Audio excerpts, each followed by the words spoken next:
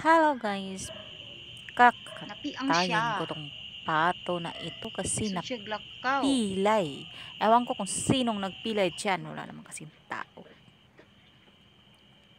Ayan, nilinisan ko na. Tinanggalan ko na ng balat.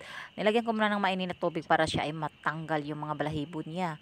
Kailangan talaga siya isa-isahin yung balahibo, palalo na sa yung paa niya. Linisan talaga siya ng maayos kasi ang dumi. Charot.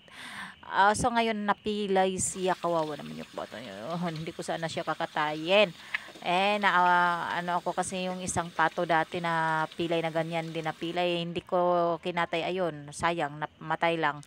Ayun, tinanggalan ko na ng laman, hindi ko sinali yung laman loob niya, yung ano lang, itlog lang at saka yung ano, yung sinali ko dyan sa loto.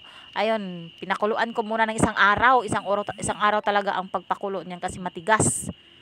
Matanda na kasi yan. Ngayon, pinalatan ko na yan. Niluto ko, inuna ko yun, ang mga itlog, inuna kong luto.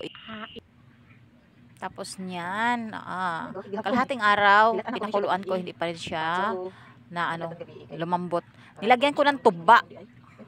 Mula umaga hanggang hapon, tuba ang pinakulo ko.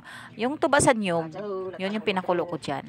Kaya pagdating ko sa bahay nung hapon, lumambot na siya. Kaya fried ko na yung ano niya. Yung karne na yan. Lumambot na yan pagdating ko eh. Bumili ako ng 1 kilong mantika. Ayun, kumain muna ako ng orange or dalandan. Ayan, sobrang lambot na overcook siya. Kasi iniwan ko, duty muna ako, patas nung umaga. Nag-slice na rin ako ng cucumber.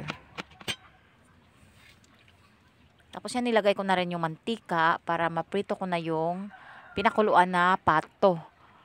Ayoko kasing kainin yung pinakuluan lang. Masarap kasi pag na-fried siya. Ayan. Matamis-tamis. Kasi yung pinakulo sa kanya, yung tuba sa niyog, yun masarap pag Tapos tinimplahan ko yan, nilagyan ko ng paminta, loya, asin, bitchin, yan. Kumain na rin tayo. Thanks for watching. Yun, napadami talaga ako ng kain dyan. Sobrang sarap.